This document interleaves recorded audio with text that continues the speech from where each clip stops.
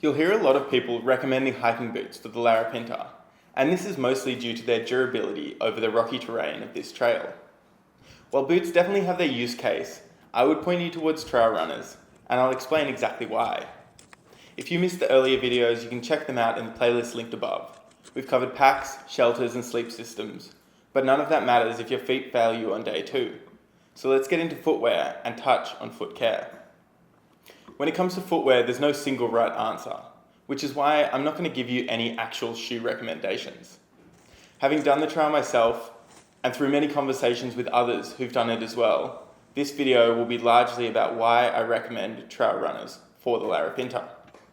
This doesn't mean you can't hike in boots or any other footwear of your choice, but I would recommend the most breathable shoes possible for a trail as hot as this, and I'll explain why. There are 3 main types of shoes: hiking boots, trail runners, and waterproof shoes. Traditional hiking boots have been around for a long time.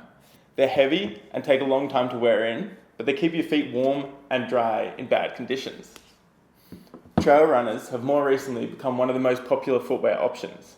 They're light, breathable, take minimal wearing in, and are generally a lot cheaper, although they don't last as long. Waterproof shoes are somewhere in between, and as with most compromises, can either offer the best or the worst of the other 2 options, depending on what you'll be using them for.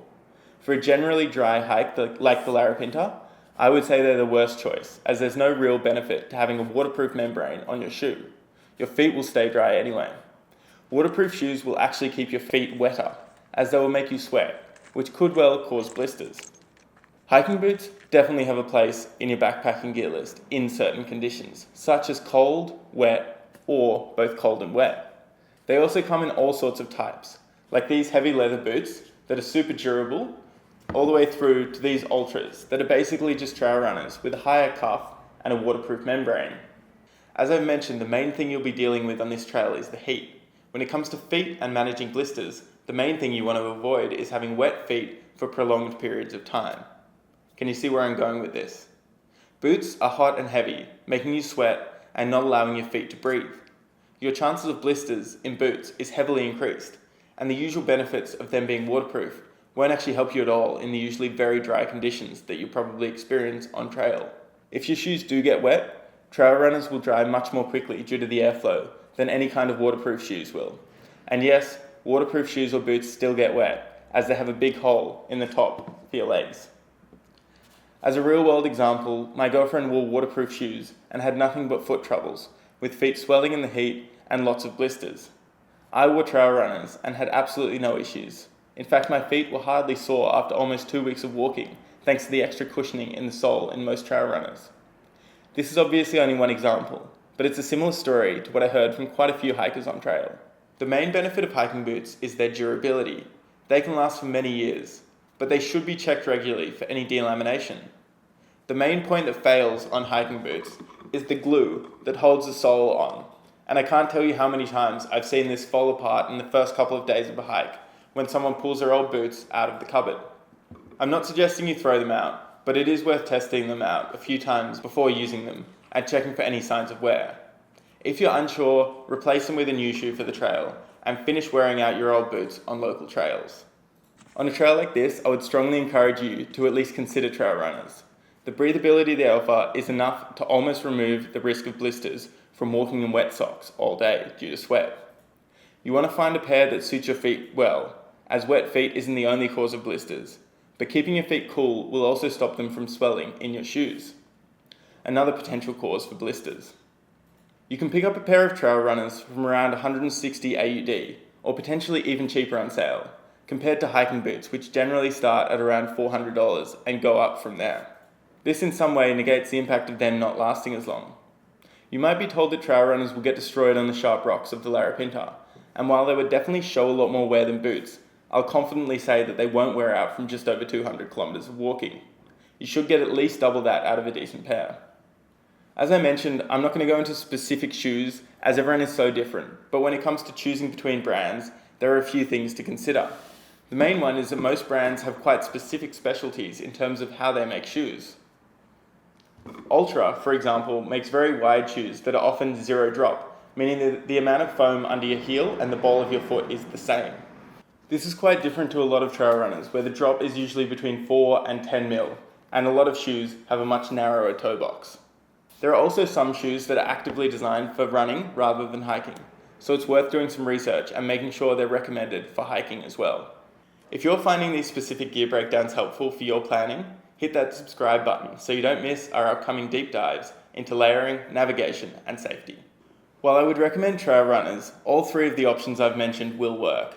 And if you already have a strong preference or a good experience with a certain style or specific shoe, I'd recommend sticking with it.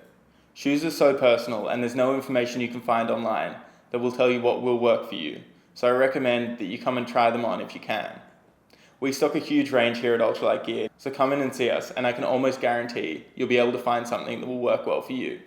I'm not going to go fully into blister care as that deserves its own video, but I will touch on it briefly. I alluded to overheating feet as being one of the main causes of blisters, which is why I recommend trail runners for the Larapinta. But choice of sock can play a big part in this as well. That's why it might sound counterintuitive for me to now recommend merino socks. Sure, they're a little warmer than synthetic alternatives, but they're both antimicrobial and moisture wicking, as well as taking a lot longer to smell terrible. Honestly, I wouldn't do a multi-day hike in any other material. It's just that good. Knowing how to prevent blisters often comes down to knowing what kind of blisters you usually get.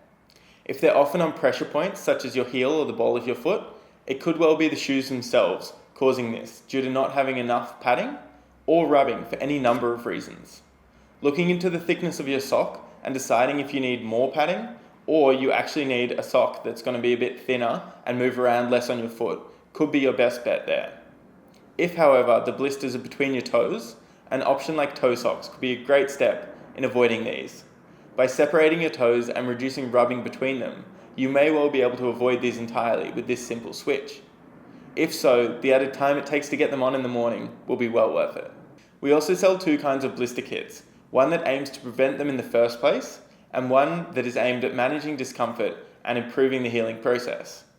Blister wool is a great option to add to the cushioning in your sock to avoid any hot spots in the first place, but in order for it to work well, you need to stop at the first sign of discomfort to apply it. Or better yet, if you know your feet, apply it where you think you may need it before any discomfort even begins. BlisterPod offer two options, one that aims to reduce rubbing once blisters exist, and one that aims to promote healing of the blisters once all the skin has been removed. Both of these are good options at different points in the blister journey. There's no right option for you, but knowing your feet and making an informed decision about what might work best is a good idea to keep your feet as comfortable as possible. While your footwear choice dictates your comfort, your clothing choice dictates your safety and enjoyment of the trail. Click over to the next video where I break down layering systems and what you need to enjoy the Larapinta's famously wide-ranging weather.